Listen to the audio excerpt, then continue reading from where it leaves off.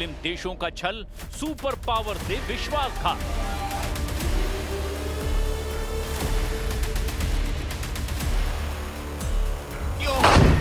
Iran ने बड़ा धमाका किया है। ईरान ने इजराइल को घर में घुसकर दहलाया है। ईरान ने इजराइल के न्यूक्लियर साइट को निशाना बनाया है। ईरान ने नेतन्याहू के न्यूक्लियर साइट के सीक्रेट उड़ा लिए हैं। ईरान ने ऑपरेशन प्रॉमिस 4 शुरू कर दिया है। सुप्रीम लीडर अली खामनेई ने ट्रंप के मुस्लिम देशों से पहले इजराइल को झटका दे दिया है। इजराइल के एटमी अड्डे का ट्रेलर ईरान ने रिलीज किया है।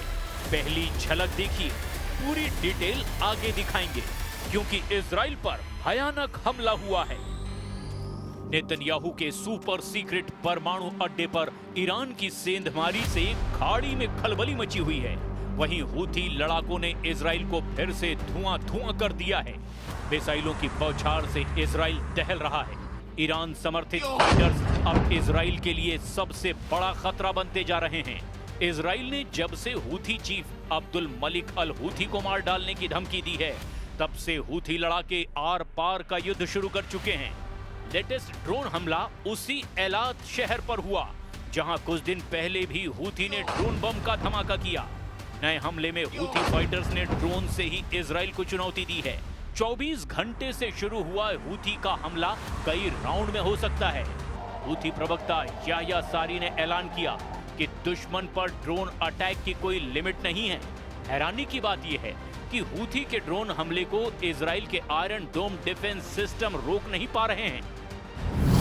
ईरान समर्थित हूथी विद्रोहियों ने दावा किया कि उन्होंने इजराइल पर 2 ड्रोन दागे। इजराइल की सेना ने बताया कि हूथी के ड्रोन को रोकने की कोशिश की गई, लेकिन कोशिश नाकाम रही। हूथी के हमले में 22 नागरिकों के जख्मी होने की पुष्टि हुई है, जिनमें से 2 की हालत गंभीर है। सिलाहुल जव्विल मुसय्यर फिल क़ुव्वात अल-मुसल्लहत अल-यमनिया अमलियतन अस्करियतन नौइया वज़ालिका बिताइरतैन मुसय्यरतैन استهدفت هدفين للعدو الإسرائيلي في منطقة أم الرشراش جنوبية فلسطين المحتلة، وقد حققت العملية هدفها بنجاح بفضل الله، وفشلت المنظومات الاعتراضية في التصدي لها। हूथी लड़ाके छोटे ड्रोन से हमला कर रहे हैं, जिन्हें इजराइल के डिफेंस सिस्टम इंटरसेप्ट नहीं कर पा रहे हैं। इजराइल के हाईटेक सिस्टम को चकमा देने के लिए ड्रोन के रडार सिग्नेचर को भी छोटे बनाए जा रहे हैं। जिस एलात सिटी पर दूसरी बार ड्रोन हमला हुआ, वहां इजराइल का आयरन डोम डिफेंस सिस्टम तैनात है, लेकिन हूथी लड़ाके आसानी से हमले को अंजाम दे रहे हैं। هذه العملية هي الثانية خلال ال24 ساعة الماضية، حيث نفذ سلاح الجو المسير عملية عسكرية في وقت سابق أمس الثلاثاء، وذلك بعدد من الطائرات المسيرة استهدفت أهدافا عدة للعدو الإسرائيلي في منطقة أم الرشراش وبئر السبع جنوبية فلسطين المحتلة। इजराइल पर ऐसे ही ड्रोन हमला हुआ। उसने गाजा में जबरदस्त पलटवार किया है। 24 घंटे के अंदर इजराइल ने गाजा में 170 हमले कर डाले हैं। गाजा पट्टी में इजराइल के हमले में 80 से ज्यादा लोगों के मारे जाने की जानकारी है। हमला गाजा के दराज इलाके में एक इमारत और शिविरों पर किया गया। इजराइल की सेना ने दावा किया कि हमले में हमास के 2 टॉप कमांडर ढेर कर दिए गए। इजराइल ने 80 लोगों की मौत के दावे को खारिज कर दिया है। गाजा में इजराइल के हेलीकॉप्टर मंडरा रहे हैं। जहां भी हमास लड़ाकों की निशानदेही होती है, वहां आसमान से बम बरसा दिया जाता है। बहुमंजिला इमारतों को बम धमाकों से उड़ाकर हमास लड़ाकों को मौत के घाट उतारा जा रहा है। उधर ट्रंप से मिलने पहुंचे नेतन्याहू ने ऐलान कर दिया कि बहुत जल्द बंधकों की रिहाई के साथ ही हमास का टोटल सफाया होगा। उसके बाद ईरान से युद्ध जीता जाएगा।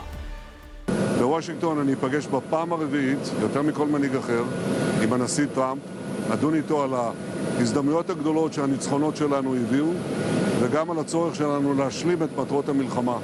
זאת אומרת, להחזיר את כל חטופינו, להכריע את החמאס, ולהרחיב את מעגל השלום שמזדמן לנו בעקבות הניצחון ההיסטורי בעם כלבי וניצחונות אחרים שהשגנו. ट्रंप से मीटिंग से पहले नेतन्याहू ने फिलिस्तीन को मान्यता देने वाले देशों पर भी निशाना साधा है। नेतन्याहू ने फिर से दोहराया कि वो किसी भी कीमत पर फिलिस्तीन देश नहीं बनने देंगे। אני אוקיע את אותם מנהיגים שבמקום להוקיע את הרוצחים, האנסים, שורפי הילדים, רוצים לתת להם מדינה בלב ארץ ישראל. זה לא יקרה. नेतन्याहू के लिए सीरिया फ्रंट से खुशखबरी मिली है, जहां कमांडर जुलानी उर्फ अल शरा ने यह कबूल किया है कि उन्हें इजराइल से डर लगता है। तुर्की की शह पर सीरिया में बशर का तख्ता पलट करने वाले कमांडर जुलानी ने यूएन महासभा में यह आरोप भी लगाया कि इजराइल सीरिया के टुकड़े टुकड़े कर सकता है। لم تهدأ التهديدات الإسرائيلية ضد بلادنا منذ 8 ديسمبر وإلى اليوم، وأن السياسات الإسرائيلية تعمل بشكل يخالف الموقف الدولي الداعم لسوريا وشعبها في محاولة لاستغلال المرحلة الانتقالية، مما يعرض المنطقة إلى الدخول بدوامة صراعات جديدة لا يعلم أحد أين تنتهي. وإزاء ذلك تستخدم سوريا الحوار والدبلوماسية لتجاوز هذه الأزمة، وتتعهد بالتزامها باتفاق فض الاشتباك لعام 1974। इजराइल को जब हर तरफ कामयाबी मिल रही थी, तभी ईरान ने बड़ा खेल कर दिया। ईरान ने इजराइल के न्यूक्लियर प्रोग्राम के सीक्रेट उड़ा लिए हैं।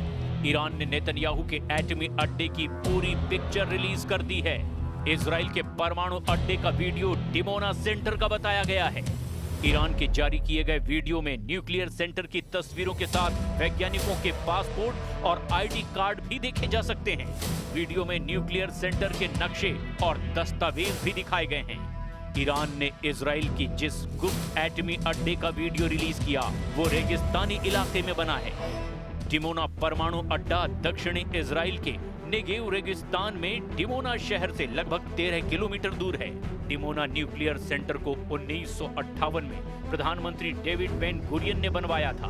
डिमोना एटमी साइट पर नेगेव परमाणु अनुसंधान केंद्र स्थापित किया गया। शुरुआती 10 सालों तक इजराइल ने एटमी सेंटर को कपड़े का कारखाना बताया। हालांकि संयुक्त परमाणु ऊर्जा खुफिया समिति को दिसंबर 1960 में डिमोना का सच पता लग गया था। अमेरिकी खुफिया रिपोर्ट में डिमोना में प्लूटोनियम डिजाइन के पुख्ता सबूत मिले हैं। इसके बाद साल 1986 में इजराइल के एटमी प्रोग्राम का कच्चा चिट्ठा वहां काम करने वाले एक कर्मचारी ने खोला। 1986 में डिमोना सेंटर के पूर्व तकनीशियन मोर्दके वानुनु ने द संडे टाइम्स को रिएक्टर की तस्वीरें और सारे सबूत सौंपे थे। हालांकि वानुनु को इसके बाद देशद्रोह के आरोप में 18 साल जेल में भी रखा गया। इजराइल ने कभी भी आधिकारिक तौर पर अपने पास किसी भी परमाणु हथियार के होने की बात को स्वीकार नहीं किया है। न ही इजराइल परमाणु अप्रसार संधि में शामिल हुआ।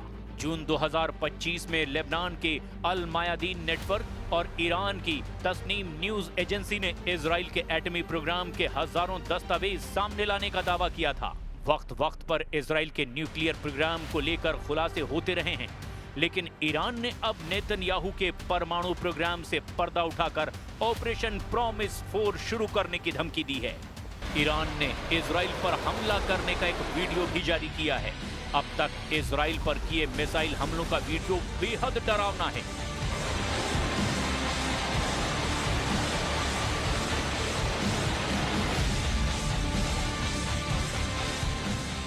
بدانند که ایران این کهن‌ترین تمدن پیوسته جهان همواره در برابر تندبادهای تاریخ استوار ایستاده است. این ملت با روحی سترگ و اراده‌ای جاودان بارها ثابت کرده است که در برابر مهاجمان سرفرود نمی آورد و امروز نیز در برابر متجاوزان با اتکا به قدرت ایمان و انسجام ملی سربلند ایستاده ایم. ईरान अपना ऑपरेशन ट्रू प्रॉमिस 4 जल्द लॉन्च कर सकता है। ईरान ने अपनी मिसाइल साइटें फिर से एक्टिव कर दी है। ईरान ने 800 मिसाइलों के लिए चीन से खास ईंधन आयात किया है। खामने की लिस्ट में इजराइल के कई टारगेट हैं। पहला टारगेट तेल अवीव यानी इजराइल की राजधानी है। दूसरा टारगेट इजराइल के परमाणु ठिकाने हैं। तीसरे टारगेट पर इजराइल के सबसे खतरनाक मिलिट्री बेस हैं।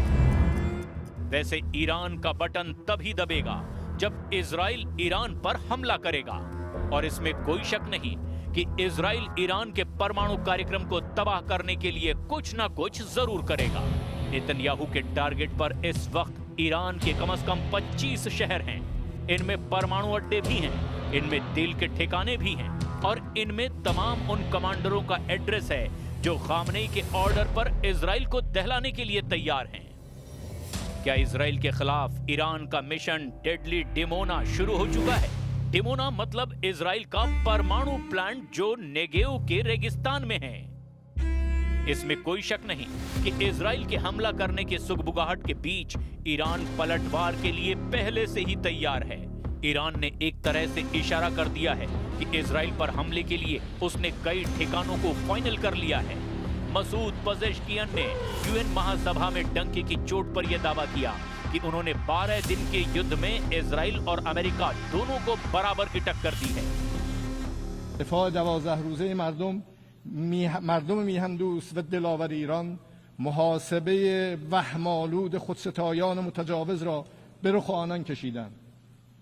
دشمنان ایران ناخواسته اتحاد مقدس ملی را قوام بخشیدند. مردم ایران با وجود شدیدترین، طولانی‌ترین و سنگین‌ترین تحریم‌های اقتصادی، جنگ روانی و رسانه‌ای و تلاش‌های مستمر برای ایجاد تفرقه به مجرد شلیک نخستین گلوله به خاکشان یکپارچه حامی نیروهای مسلح دلیر خود شدند و امروز نیز خود شهیدانشان را خون شهیدانشان را پاس می‌دارند. आग बराबर लगी है। ईरान इजराइल के हमलों से घायल है। इजराइल ने ईरान के एटमी अड्डों को अमेरिका के साथ मिलकर तबाह किया है। ईरान मौका मिलते ही नेतन्याहू का डिमोना ड्रीम ढहा सकता है। ईरान को रूस से हथियारों की सप्लाई शुरू हो चुकी है। सुखोई 35 जंगी जेट और S-400 जैसे विध्वंसक हथियारों से लैस होते ही ईरान आर पार का युद्ध शुरू कर सकता है। मुमकिन है इजराइल ईरान को वक्त ही ना दे। रिकॉर्ड तो यही बताता है कि इजराइल दुश्मन पर पहले वार करता है।